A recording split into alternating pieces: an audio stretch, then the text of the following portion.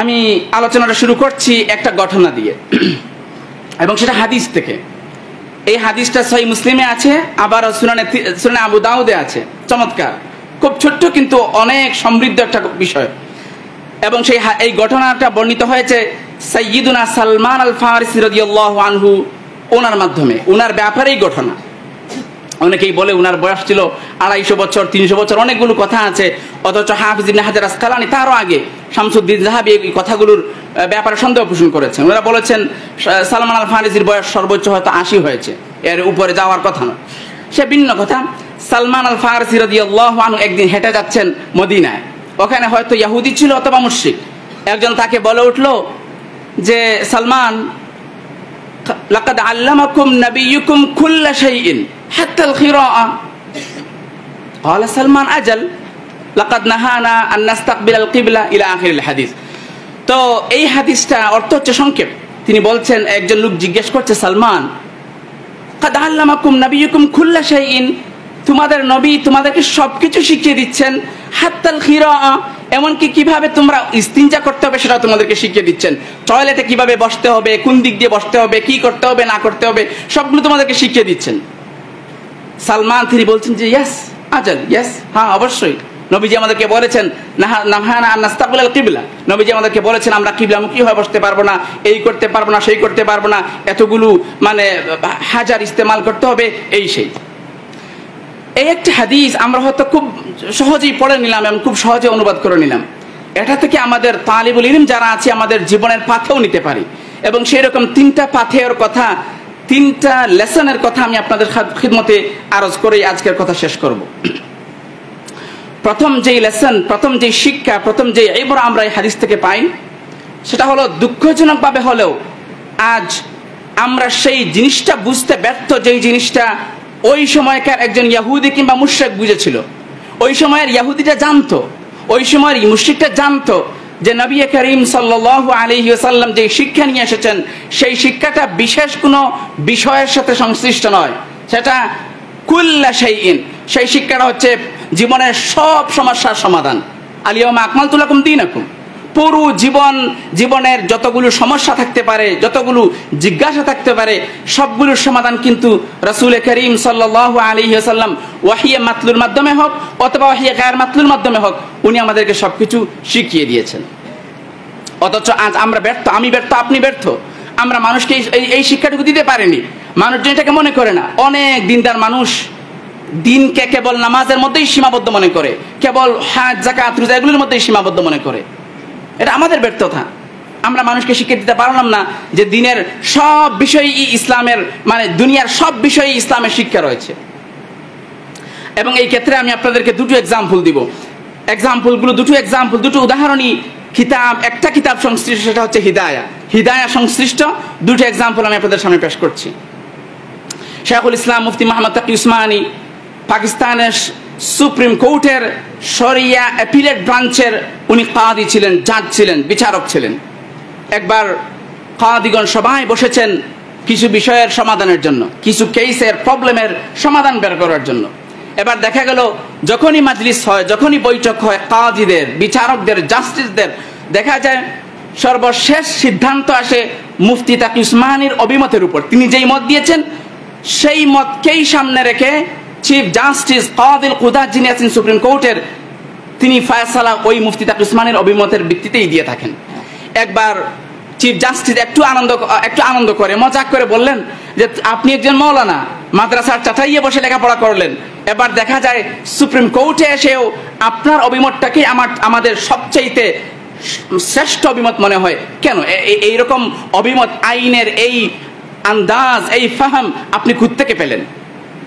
মুফতি তাকি উসমানী সাহেবের উত্তর দেওয়ার আগেই একজন জাজ বলে দিলেন যে এটা তো মুফতি তাকি উসমান, উনি এলএলবি ডিগ্রি করেছেন, সেই জন্য। তাকি উসমানী সাহেব রদ করলেন যে না, এলএলবি ডিগ্রি আমি তো কয়েক মাসে কোন রকম এক্সাম দিয়ে, কোন রকম পরীক্ষা দিয়ে আমি ডিগ্রিটা এনেছি। আমার আসল ফাহাম, আমি আন্ডারস্ট্যান্ডিং অফ ল, আমি যে এখন ল বুঝতে পারি, সেটা এলএলবি ডিগ্রির কারণে নয়, সেটা হচ্ছে ফিকহে ইসলামী স্টাডির কারণে, সেটা হচ্ছে হিদায়া পড়ার কারণে। হিদায়া পড়েছি সেজন্য আমি আইনের ফাঁক ফোকড় ল বুঝতে আমার সুবিধা হয়। এই জন্য আপনার এই সেকুলার ল, ব্রিটিশ ল বুঝতে আমার সমস্যা হয় না। এটা হচ্ছে ইসলামী ফিকহ স্টাডির বদৌলতে, আল হিদায়া স্টাডির বদৌলতে। আমরা কি হিদায়াকে সেইভাবে পড়তে পারি? মুফতি তাকি উসমানী বলেছেন যে দেখুন না, একটু খেয়াল করে আমাদের হিন্দুস্তানি যে নুসখা থাকে হিদায়ার, সেটাকে 4 ভাগে ভাগ করা হয়েছে। তাকি উসমানী সাহেবের যে স্টোরি বললাম আপনারা হয়তো দেখেছেন, ফিকুল বুয়ুসুতে সেই স্টোরিটা উল্লেখ আছে, তিনি লিখেছেন। তিনি বলেন হিদায়াকে 4 ভাগে ভাগ করা হয়েছে। আল হিদায়া, সেটাকে আমরা ফিকহে হানাফির একেবারে মানে মাস্টার্স লেভেলে আমরা এটাকে ধরি, অনেক উপরের কিতাব। সেটাকে 4 ভাগে ভাগ করা হয়েছে। আরবাআতু আজজা, কেবল প্রথম জুজটাই হচ্ছে ইবাদত নিয়ে, কেবল প্রথম জুজ। বাকি 3 জুজ, 3 খণ্ডই হচ্ছে মুআমালাত নিয়ে, মুআশারাত নিয়ে, সিয়াসত নিয়ে, হুদুদ নিয়ে, জিহাদ নিয়ে, সিয়ার এবং অন্যান্য বিষয়গুলো নিয়ে। অথচ আজ আমরা দিনের এই একটা ভাগ, তাহলে বোঝা গেল দিনের 4 ভাগ, এই 4 ভাগের মধ্যে একটা ভাগ হচ্ছে শুধু ইবাদত, বাকিগুলো হচ্ছে দিনের অন্যান্য গুরুত্বপূর্ণ বিষয়। আজ আমরা কেবল এই একটা অংশকে প্রাধান্য দিচ্ছি, এবং সেটা জরুর, ইবাদতের অবশ্যই প্রাধান্য পাওয়া চাই, কিন্তু আমরা বাকি 3টা অংশকে একেবারেই ইহমাল, একেবারেই ইগনোর করে যাচ্ছি। সেটা আমাদের ব্যর্থতা, আওয়ামের ব্যর্থতা নয়। আমরা আওয়ামকে বুঝাতে পারছি না, আমরা আওয়ামকে বুঝাতে পারছি না হুদুদের কি জরুরত এবং হুদুদের কি ফায়দা। আমরা আওয়ামকে বুঝাতে পারছি না রিবার কি মাদাররাত এবং রিবার কি ক্ষতি। পুরো ইসলামী বিশ্ব এবং পুরো মুসলিম বিশ্ব রিবার মধ্যে জড়িত। কোন আপনি ইসলামী ব্যাংক বলুন, মিজান ব্যাংক বলুন, সবগুলো কিন্তু এভেন্চুয়ালি মানে সর্বশেষ পর্যায়ে গিয়ে ওদেরকেও রিবার সঙ্গে লেনদেন করতেই হয়, রিবার ভিত্তিতেই লেনদেন করতে হয়। তাহলে আমাদের ব্যর্থতা এটি, আমরা কেবল দিনের ইবাদতকেই বুঝাতে পারলাম, বাকিগুলোকে বুঝাতে পারলাম না। তাহলে এই ইহুদিরা যা বুঝতে পেরেছিল, লাকাদ আল্লামাকুম নাবিয়্যুকুম কুল্লা শাইইন, আমাদের সালাফরা, সাহাবীরা, আলেমরা সেগুলো আমাদেরকে বুঝিয়ে দিয়ে গেছেন, লিখে গেছেন, তাফসিল করে গেছেন। আমাদের হাতে এসে সেটা এখন ব্যাহত হলো, সেটা এখন বাধাগ্রস্ত হলো।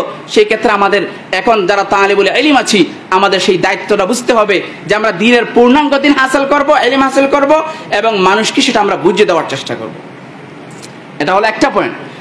দ্বিতীয় পয়েন্ট হচ্ছে, দ্বিতীয় ঘটনা হচ্ছে এই সংশ্লিষ্ট হিদায়া সংশ্লিষ্ট, সেটা হচ্ছে আল হিদায়া হানাফি ফিকহের কিতাব। এই হিদায়ার সর্বপ্রথম অনুবাদ, ইংরেজি অনুবাদ করেছিলেন একজন মানুষ, ওনার নাম হচ্ছে চার্লস হ্যামিল্টন। চার্লস হ্যামিল্টন লোকটা ছিল ওরিয়েন্টালিস্ট, মুস্তাশরিক, প্রাচ্যবিদ। লোকটা ছিল ইহুদি, ওর বাড়ি ছিল বুদাপেস্ট, হাঙ্গেরির রাজধানী হচ্ছে বুদাপেস্ট, ওর বাড়ি ছিল ওখানে। ইংরেজ সরকার তখন কিন্তু হিন্দুস্তানে, তারা 2টা প্রজেক্ট হাতে নিল যে আমরা এই 2টা প্রজেক্ট করব, ফাতাওয়া আলমগীরি অথবা বলেন ফাতাওয়া হিন্দিয়া। আমরা ওইটাকে ইংরেজিতে অনুবাদ করব আর হিদায়াকে ইংরেজিতে অনুবাদ করব। ভাগ্যবশত হিদায়ার অনুবাদটা হয়েছে, কিন্তু ফাতাওয়া আলমগীরিয়ার অনুবাদের যেই প্রজেক্ট হাতে নেওয়া হয়েছিল সেটা সাকসেসফুল হয়নি। সে যাই হোক, তারা এই অনুবাদের জন্য যেই লোকটাকে চয়েস করলো সেটা হচ্ছে চার্লস হ্যামিল্টন।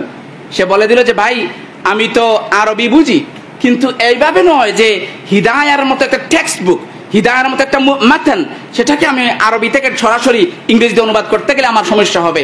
তোমরা এক কাজ করো, আমি তো আসলে ফার্সি ভাষাটা ভালো করে জানি, আমি তো জানতাম হিন্দুস্তানে ফার্সি ভালো চলে, সেজন্য আমি ফার্সি শিখে এসেছি এখানে। এক কাজ করো, তোমরা আরবিটার থেকে ফার্সি অনুবাদ করো, সেখান থেকে আমি ইংলিশ অনুবাদ করে দিব। অনেক দীর্ঘ ঘটনা, অনেক দীর্ঘ ব্যাপার, সে অনুবাদ করে দিল। সেটা মুলাখাস অনুবাদ।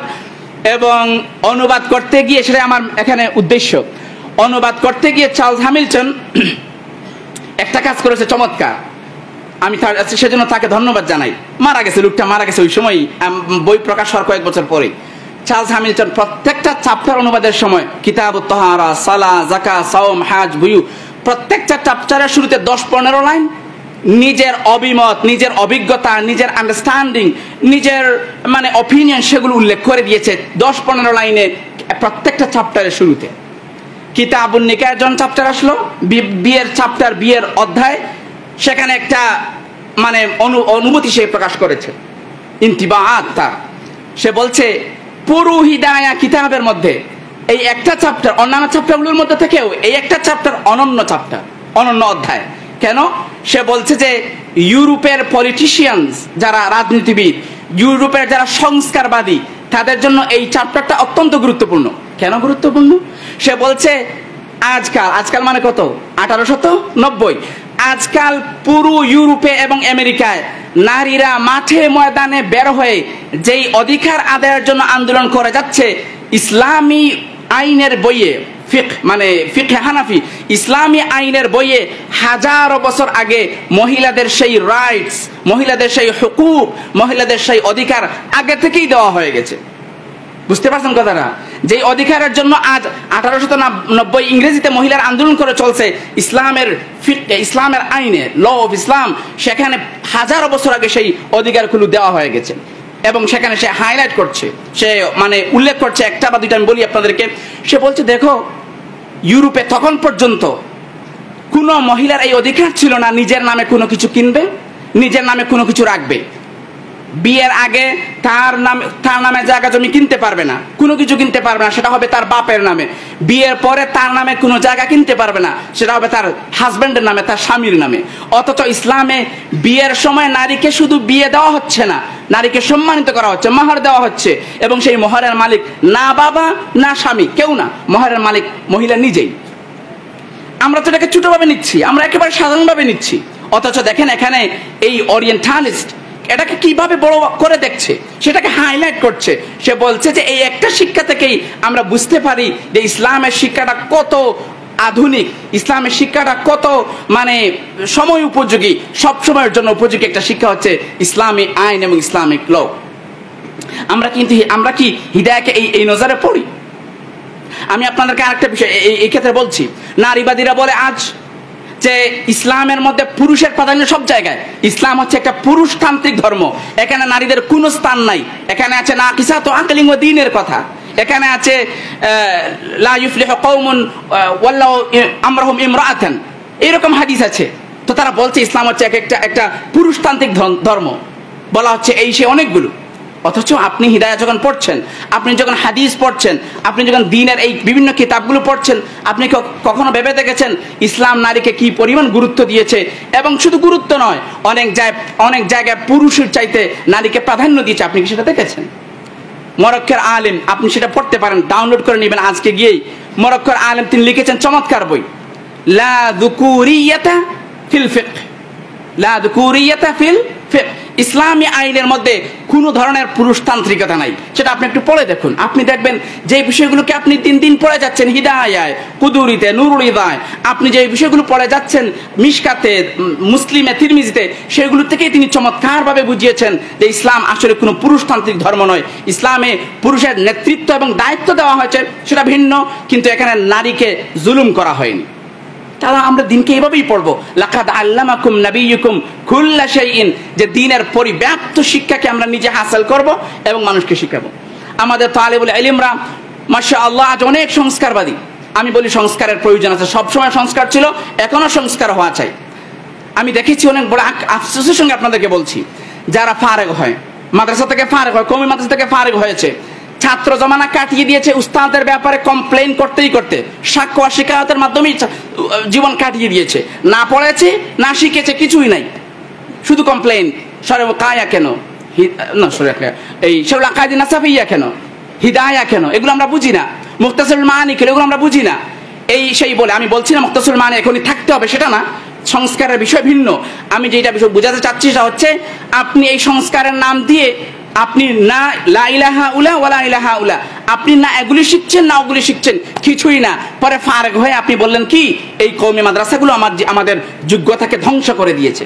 এটা মাদ্রাসার প্রবলেম, আপনার নিজের প্রবলেম। আপনি কেন শিখলেন না সরল আকাইদ নাসাফিয়া?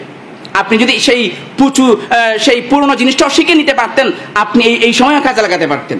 আমি একটা এক্সাম্পল দিয়ে আমি পরবর্তী লেসনে যাচ্ছি। সরল আকাইদ নাসাফিয়া একটা বিষয় আছে, আপনারা দেখেছেন হয়তো, যারা পড়েছেন বা পড়বেন বা জেনেছেন, হাকাইকুল আশিয়াই সাবিতাতুন। আমাদের উস্তাদরা অনেক লম্বা সময় দিয়ে এটা পড়ান বছরের শুরুতে, সরল আকাইদ নাসাফিয়ার একেবারে শুরুর দিকে। হাকাইকুল আশিয়াই সাবিতাতুন, ভাইরা চিন্তা করুন, আমিও পড়েছি সরল আকাইদ নাসাফিয়া, আমি পড়িয়েছি আঙ্গুরায়। আমার নিজেরও এরকম মনে হচ্ছে যে এগুলো পড়ে লাভ কি। আমি যখন ইউরোপে গেলাম, আমি দেখছি এই বিষয়টা আমাদের উস্তাদদের এবং ছাত্রদের সকলের জন্য এক একটা মুহাদারা থাকা চাই সরল আকাইদ নাসাফিয়ার এই একটা বাক্যের জন্য। 1 ঘন্টার মুহাদারা নয়, 1 ঘন্টার বক্তব্য নয়, এই হাকাইকুল আশিয়া সাবিতাতুনের উপর ঘন্টা ব্যাপী মুহাদারা হওয়া চাই। আমি আপনাদেরকে বলি, শুধু একটা উদাহরণ দিলে, বর্তমান ইউরোপের পাগলামি সংস্কৃতি হচ্ছে, একজন মানুষ সে যদি বলে আমি আজ থেকে মহিলা, সে পুরুষ, কিন্তু সে যদি বলে আমি আজ থেকে মহিলা, আপনি তাকে মহিলা হিসেবে নিতে হবে। সে মহিলাদের বাথরুমে যাবে, সে মহিলাদের ড্রেসিং যে চেঞ্জ করে সেখানে মহিলাদের ওখানে যাবে। একটা মহিলা যদি বলে আমার মনে হয় আমি পুরুষ পুরুষ মনে হচ্ছে আমার মনের ভিতরে, তাহলে আপনি তাকে পুরুষ ভাবতে হবে। আমি আপনাদের বলি, আমেরিকার এক স্কুলে একটা টিচারকে জেলে নেওয়া হয়েছিল। জানেন কেন? একটা শিশু, একটা ছোট্ট বাচ্চা 5ম শ্রেণীতে পড়ে, সে এসে বলেছে টিচারকে যে টিচার আমার মনে হয় আমি একটা কাঠ হতে চাই, একটা বিলাই হতে চাই, আমি নিজেকে বিলাই ভাবছি। কিন্তু টিচারটা ওকে বিলাই হিসেবে ডাকেনি, সে তাকে একজন মানুষ হিসেবে, ছেলে হিসেবে ডেকেছে। তো ওই ছেলেটা পুলিশকে কল করে বলেছে যে আমার স্কুলের টিচার আজকে এই ঘন্টায় এই লেসনের সময় আমি বলেছি আমার নিজেকে কাঠ মনে হচ্ছে, নিজেকে বিলাই মনে হচ্ছে, কিন্তু ওই টিচার আমাকে বিলাই বলে সম্বোধন করেনি। পুলিশ এসে ওই টিচারকে ডাইরেক্ট জেলে নিয়ে গেছে। এই হচ্ছে মানে পশ্চিমা সংস্কৃতি। আপনি হাসছেন ভাইরা, হাসার বিষয়, এগুলি হাস্যকর বিষয়, আমরাও হাসি, কিন্তু এগুলো হচ্ছে বাস্তবতা, এগুলি হচ্ছে ইউরোপের বাস্তবতা। এবং আমাদের পাগলগুলো, আমাদের পূর্বের যেই পাগলগুলো আছে যাদের ব্রেন ওয়াশ করা, সেগুলো তারা ওখান থেকে আমদানি করতে চাচ্ছে। অলরেডি পাকিস্তানের মতো ইসলামিক দেশে, মুসলিম দেশে বলুন, পাকিস্তানের মতো মুসলিম দেশে আইন করে দেওয়া হয়েছে, LGBT আইন, মানে যারা এইভাবে নিজেদেরকে পুরুষ বলে, নারী বলে, যা কিছু ইচ্ছে তাই বলে, তাদের অধিকার আদায়ের নিশ্চিত করা হয়েছে পাকিস্তানের সুপ্রিম কোর্টে। পাকিস্তানে যেখানে অনেক বড় বড় আলেম মাদ্রাসা সবকিছু আছে, সেখানে হয়ে গেছে। আপনি কি ভাবছেন বাংলাদেশে এগুলো হবে না? খুব দেরি হবে না, হয়ে যাবে বাংলাদেশেও। তাহলে আপনাকে এই হাকাকুল আশিয়া সাবধান পড়তে হবে, আপনাকে জানতে হবে যে না, এগুলো কেবল ইমোশনের ব্যাপার নয়, এগুলো শুধু জাওক এবং নিজের ইচ্ছার ব্যাপার নয়, প্রত্যেক জিনিসের একটা বাস্তবতা আছে। হাকাকুল আশিয়া সাবিতাতুন, বাস্তবতাকে তুমি তোমার নিজের ইমোশন, নিজের আবেগ, নিজের আগ্রহের দ্বারা চেঞ্জ করতে পারবে না। তোমার বাস্তবতা হচ্ছে তুমি পুরুষ, তোমার আবেগ দিয়ে তুমি এখন নিজেকে মহিলা বলার কোনো সুযোগ নেই। তো জন্য আমরা লাকাদ আল্লামাকুম নাবিয়ুকুম কুল্লা শাইইন, এই শিক্ষাটা আমাদের নিতে হবে। এটা যদি আমরা না নেই, এইরকম অবস্থা হবে। আসুন আমরা দ্বিতীয় শিক্ষায় যাই। এই হাদিসে বলছে, ওই ইহুদিটা বলছে, সে বলছে কি আজব ব্যাপার, তোমাদের নবী তোমাদেরকে সবকিছু শিক্ষা দিচ্ছেন, এমনকি আল খিরাআ, কিভাবে ইস্তেনজা যেতে হবে, কিভাবে বসতে হবে, কোন দিক দিয়ে বসতে হবে, এতগুলো বিষয়, এত তুচ্ছ এবং ছোট্ট বিষয়গুলো তিনি তোমাদেরকে কেন শিক্ষা দিবেন? উনি একজন রাষ্ট্রপ্রধান, উনি একজন নবী, উনার অনেক বড় বড় ব্যাপার শিক্ষা দেওয়ার কথা, ছোট বিষয়গুলো নিয়ে তিনি পড়ে থাকবেন কেন? অথচ এখানে হচ্ছে ইসলামের বৈশিষ্ট্য, এখানেই হচ্ছে ইসলামের নবীর বৈশিষ্ট্য। আমি আপনাদেরকে এটা দুইটা এক্সাম্পল দিয়ে বুঝাই। 2018 সালের অক্টোবর মাসের কথা, ইংল্যান্ডের একটা পত্রিকা আছে, ওটাকে বলে ডেইলি মেইল। ওই পত্রিকায় আর্টিকেল ছাপা হয়েছে, বিরাট আর্টিকেল, সায়েন্টিফিক আর্টিকেল, সায়েন্স নিয়ে, বিজ্ঞান নিয়ে আর্টিকেল, প্রবন্ধ। বলা হচ্ছে কি যে আমেরিকার বেশ কয়েকজন গবেষক গবেষণা করে বের করেছেন পশ্চিমা দুনিয়ার যে সংস্কৃতি, টয়লেটে কেবল টিস্যু ব্যবহার করা, পানি ব্যবহার না করার যে সংস্কৃতি, সেই সংস্কৃতিটা আসলে মানুষের স্বাস্থ্যের জন্য এবং ক্লেনজিনেস, পরিষ্কার পরিচ্ছন্নতার জন্য কখনো যথেষ্ট না, বরং ক্ষতিকর। পানি ব্যবহার না করা হচ্ছে ক্ষতিকর, টিস্যুর সঙ্গে পানি ব্যবহার করাটাই হচ্ছে উচিত। ওই গবেষকরা গবেষণা করে হাজার হাজার ডলার খরচ করে এই সিদ্ধান্তে এসে উপনীত হয়েছেন। অথচ আমরা কি জানি না যে নবী করিম সাল্লাল্লাহু আলাইহি ওয়াসাল্লাম ওই হাত্তাল খিরার সময় আমাদেরকে শিক্ষা দিয়েছেন যে আমরা জামা বাইনাল মাই ওয়াল হাজার, আমরা দুটোকেই করব। এই শিক্ষা রাসূল দিয়ে গেছেন। কখন দিয়ে গেছেন? যখন মানুষজন পান করবার মতো পানির জন্য অভাবে ছিল, খুব মানে পানি খুব বেশি অ্যাভেলেবল ছিল না, সেই সময়টাতে রাসূল আমাদেরকে শিখিয়ে দিয়েছেন পরিষ্কার পরিচ্ছন্নতা, যে আমরা শুধু পাথর, কুলুপ, ডিলা এগুলো নিয়েই ব্যবহার করে ক্ষান্ত হব না, আমরা পানির ব্যবহার করব। সেটা রাসূল শিখিয়ে দিয়ে গেছেন। আর আজ হাজার বছর পর পশ্চিমা দুনিয়ায় এইগুলির পর লক্ষ ডলার খরচ করে সেই একই সিদ্ধান্তে সেম রেজাল্ট এবং সেই সেম ডিসিশন এসে আমাদেরকে শোনানো হচ্ছে। তাহলে আমরা কেন প্রাউড করব না, আমরা কেন গর্ব করব না যে আমাদের নবী কেবল বড় বড় শিক্ষা দিচ্ছেন সেই রকম না, এই ছোট ছোট বিষয়গুলো আমাদেরকে শিখিয়ে দিয়ে গেছেন। অথচ আজ আমরা শরম, আমাদের লজ্জা হয়, আমরা এগুলো বলি না মানুষকে, ছোট ছোট বিষয়গুলো আমরা বলতে লজ্জা হয়। একজন আলেম দাওরা হাদিস করেছেন, তিনি এবার নুরানিতে পড়াবেন কিভাবে? ওনার লজ্জা হয়, ওনার আত্মসম্মান বোধে ধরে, আমি কিভাবে বাচ্চাদেরকে আলিফ বা তাসাগুলো পড়াবো? অথচ আপনি কি শুনেননি খলিফাতুল মুসলিমিন আলী রাদিয়াল্লাহু আনহু খলিফাতুল মুসলিমিন উসমান ইবনে আফফান রাদিয়াল্লাহু আনহু উনারা কি করেছেন? খলিফা, তারপরও এসে মসজিদের সামনে বসতেন, পানি নিয়ে আসে, আমি তোমাদেরকে রাসূল কারীম সাল্লাল্লাহু আলাইহি ওয়াসাল্লামের মতো ওযু শিখিয়ে দিব।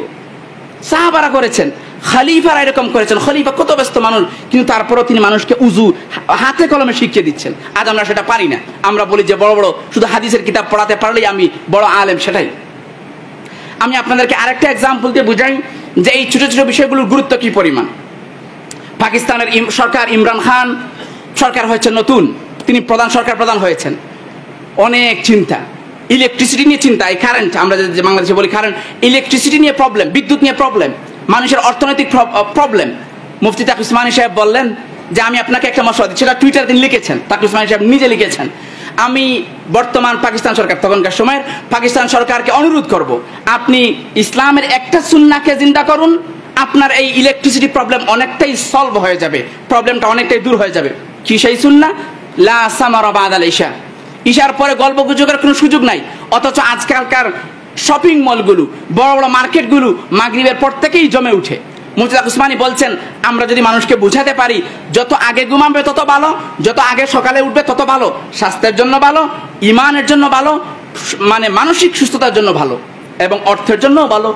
আপনি রাত্রে আগে ঘুমালে ইলেকট্রিসিটির ক্ষতি হলো না, লাইটের ক্ষতি হলো না, আপনার ঘরে এবং এই শপিং মলগুলোতে যে ইলেকট্রিসিটির অপচয় হচ্ছে সেটা হবে না। লোকজন সবাই ঘুমিয়ে পড়বে ঘরে ঘরে, ইলেকট্রিসিটি সেভ হবে, বিদ্যুতের সঞ্চয় হবে। এইরকম হচ্ছে ইসলামের ছোট ছোট বিষয়গুলোকে আমরা মানুষের সামনে নিয়ে আসবো। মাদ্রাসায় আমরা যেগুলো পড়ি, সমাজের সামনে আমরা সেগুলো উপস্থাপন করতে হবে। হাত্তাল খিরাআ, এটা আমাদের জন্য সমালোচনার বিষয় নয়, সেটা আমাদের জন্য গর্বের বিষয়। এবং এবার আসুন সর্বশেষ যেই লেসন এখান থেকে আমরা পাই, সালমান আল ফারসি। আপনি কি চিন্তা করে দেখছেন ওই লোকটা যে ওনাকে কথা বলছে, সে কি আসলেই রাসূল কারীম সাল্লামের প্রশংসা করতে গিয়ে বলেছে, না তাচ্ছিল্য করতে বলেছে? তাচ্ছিল্য করতে। সে বলতে যাচ্ছে, সালমান, তোমাদের নবী এমন একটা মানুষ যিনি তোমাদেরকে সবকিছু শিক্ষা দিতে হচ্ছে, এমনকি এই ছোট ছোট বিষয়গুলো তোমাদেরকে শিক্ষা দিচ্ছেন। তাহলে এই বলে ইহুদিটা সালমান আল ফারসি রাদিয়াল্লাহু আনহুর নিকট রাসূল কারীম সাল্লাল্লাহু আলাইহি ওয়াসাল্লামের প্রশংসা করলো না তাচ্ছিল্য করলো? তাচ্ছিল্য। সে মানে বোঝাতে চাচ্ছে, এটা ইনসাল্ট আমরা ইংরেজিতে বলি, মানে সে অনেক তানকিস করতে চাচ্ছে রাসূল কারীম সাল্লাল্লাহু আলাইহি ওয়াসাল্লামকে। অথচ সালমান কি করেছেন? উনি উত্তেজিত হয়ে যাননি, উনি চিৎকার দিয়ে ওর উপর মানে ঝাঁপিয়ে পড়েননি। তিনি বলেছেন যে ইয়াস আজাল, ইয়াস লাকাদ নাহানা আন নাস্তাকবিলাল কিবলা। তিনি এইটা বলে আরো জানিয়ে দিয়েছেন যে হ্যাঁ, ইসলামে আমাদের অনেকগুলো বিষয় আছে যেগুলো এইরকম আমাদের নবী শিখিয়ে দিয়েছেন। তুমি এগুলো নিয়ে কেন চিন্তা করছো? এগুলো আসলে চিন্তার বিষয় নয়, এগুলো সমালোচনার বিষয় নয়। এই ছোট ছোট বিষয়গুলো আমাদের জন্য জরুরি বিষয়। এবং সেই জন্য ভাইরা, আমাদের খুব সচেতনতার সাথে দিনের কাজ করতে হবে।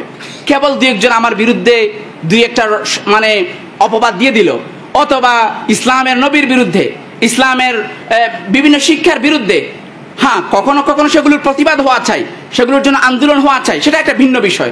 কিন্তু সর্বক্ষেত্রেই যে কেউ যা কিছু লিখে দিল অথবা যা কিছু বলে দিল, তার কারণেই যে আমাদেরকে মানে উত্তেজিত হয়ে যেতে হবে এরকম কিছু না। বরং কখনো কখনো আমাদেরকে হিকমতের সাথে এগুলোর জবাব দিতে হবে। এবং এই ক্ষেত্রেই হচ্ছে আমাদের সফলতা। সালমান আল ফারসি আমাদেরকে সেটাই শিখিয়ে দিচ্ছেন যে কখনো সমালোচনার জবাব আমাদেরকে হিকমতের সাথে, আমাদেরকে বিচক্ষণতার সাথে এমনভাবে দিতে হবে যে ইসলামের শ্রেষ্ঠত্ব প্রমাণ পায়। এবং সেই জন্য আমরা আমাদের বর্তমান সময় অনেকগুলো চ্যালেঞ্জের মোকাবেলা করছি। আপনারা যদি টাইম দেখে থাকেন, ইনশাআল্লাহ আমি 10 মিনিটে শেষ করে দিচ্ছি।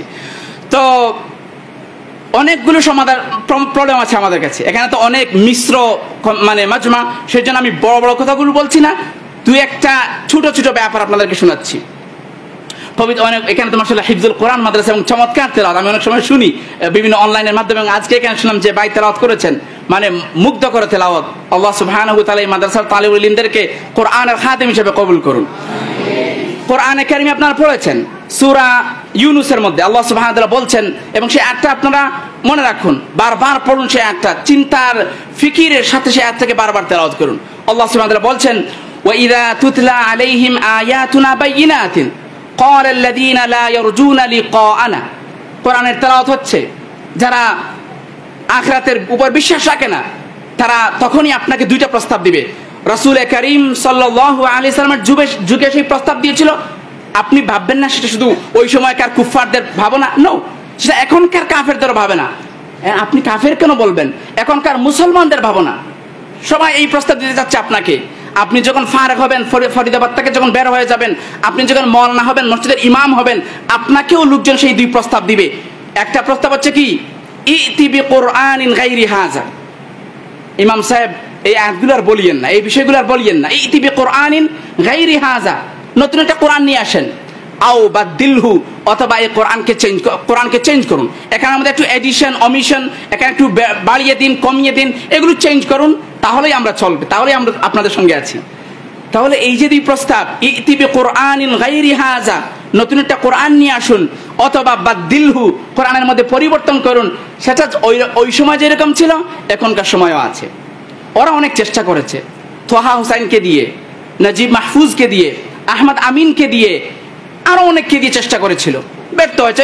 এমনকি রশিদ রেজার মতো ব্যক্তিত্বদেরকে ওরা ব্যবহার করেছে, মোহাম্মদ আব্দুর মতো ব্যক্তিত্বকে ওরা ব্যবহার করেছে।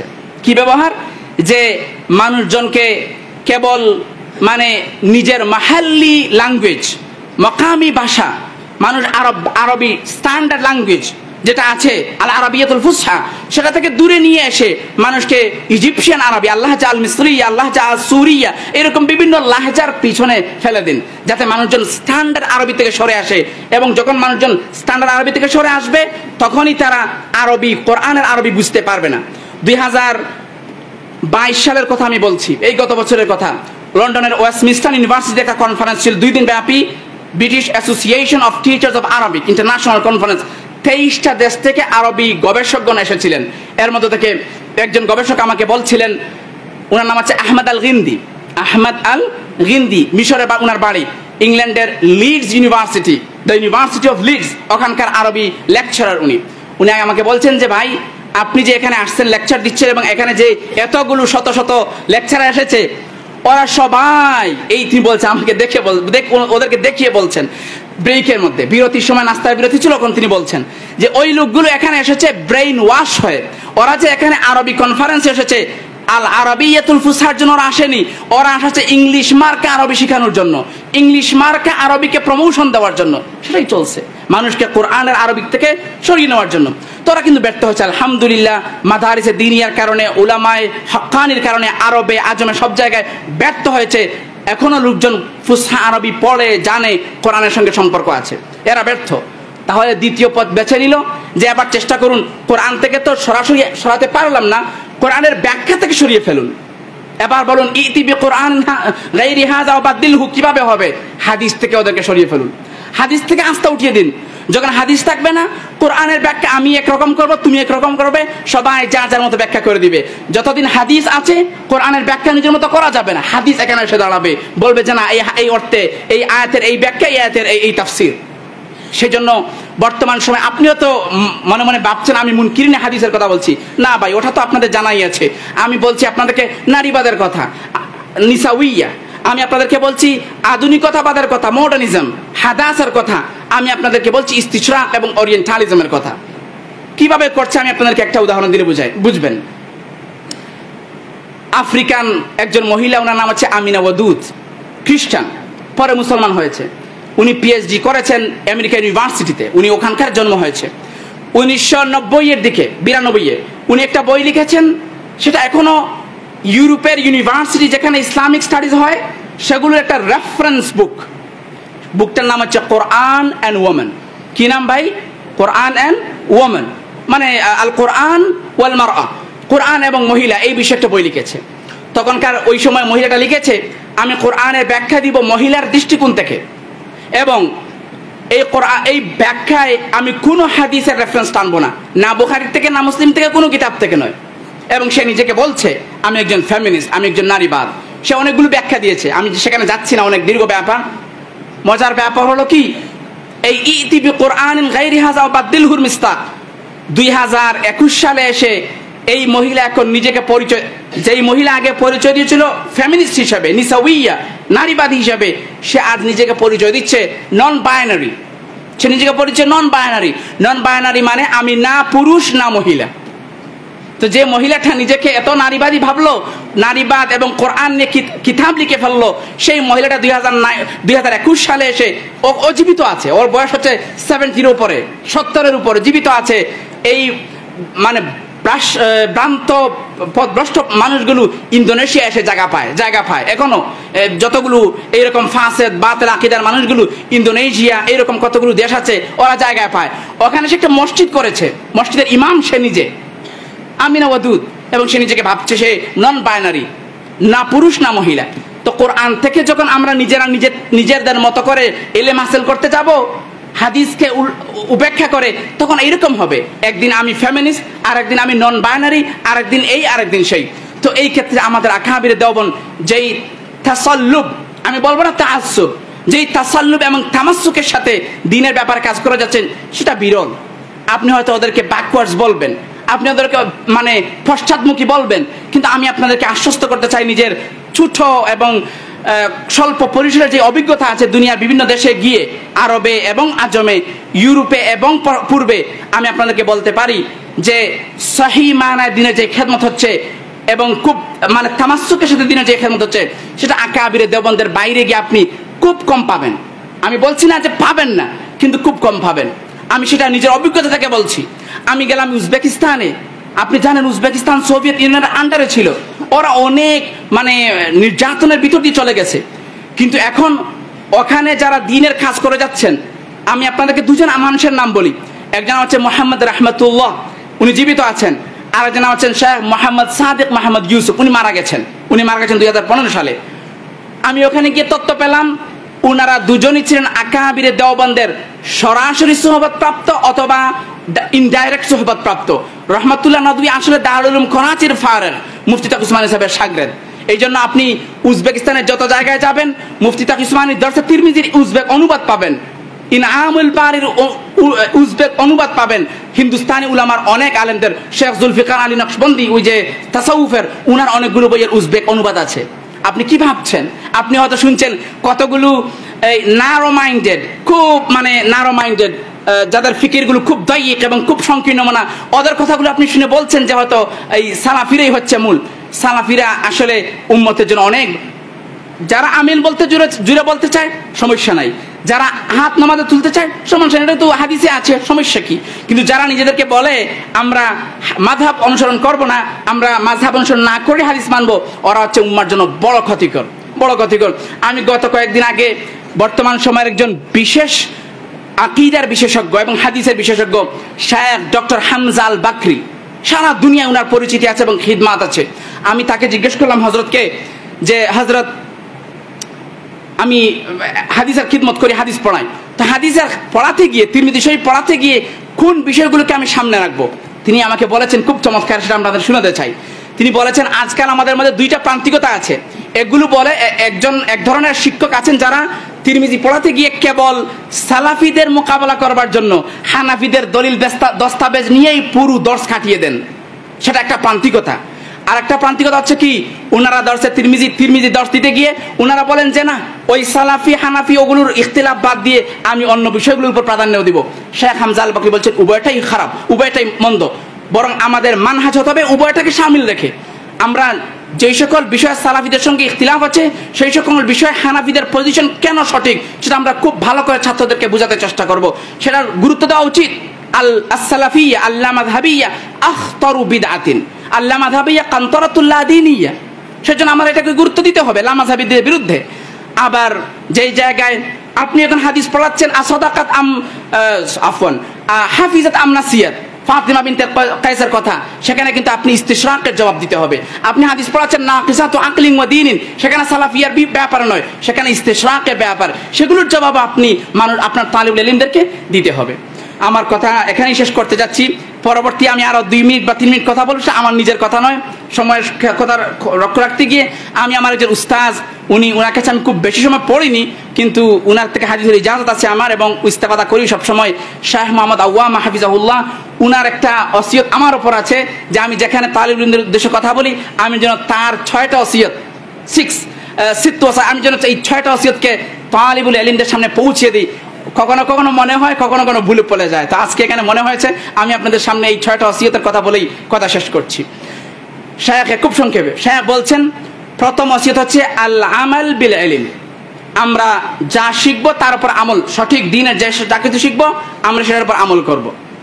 তিনি বলছেন এই ইলম তাহকিকাত, তালিফাত, এই ইলম মুহাদারাত এর জন্য নয়, এই ইলম হচ্ছে আমলের জন্য।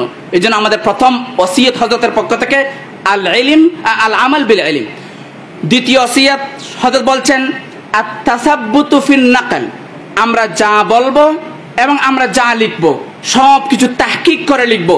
তাহকিক না করে আমরা কিছু বলবো না, আমরা কিছু লিখবো না। ফাতাবায়ানু আন তুসিবু কওমান বিজাহালা, এর উপর আমরা আমল করব।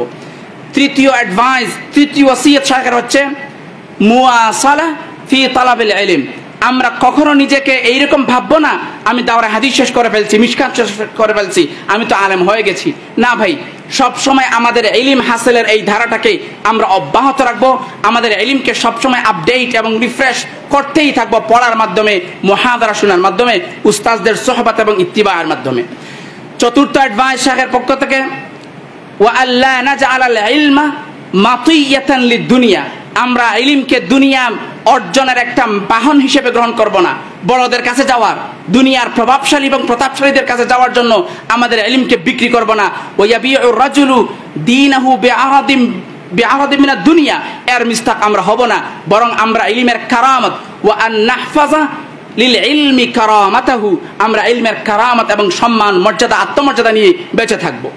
পঞ্চম অ্যাডভাইস হচ্ছে শায়খের পক্ষ থেকে, আমরা যারা তালিবুল ইলম এই 3টা দোয়া সব সময় করতে থাকবো। এই 3টার মধ্যে দুইটা দোয়া আপনাদের সকলের জানা থাকবে, একটা দোয়া নতুন থাকবে, হয়তো নতুন হতে পারে। প্রথম দোয়া হচ্ছে নামাজের পরে আমরা সবাই পড়বো আল্লাহুম্মা ইন্নী আসআলুকা ইলমান নাফিআ ওয়া রিজকান তাইয়্যিবা ওয়া আমালান মুতাকাব্বালা। কোন বর্ণনায় আছে ওয়া শিফাআম মিন কুল্লি দা। দ্বিতীয় দোয়া হচ্ছে কোরআনে কারীমের আয়াত রব্বানা লা তুযিগ কুলুবানা, এই দোয়াটা।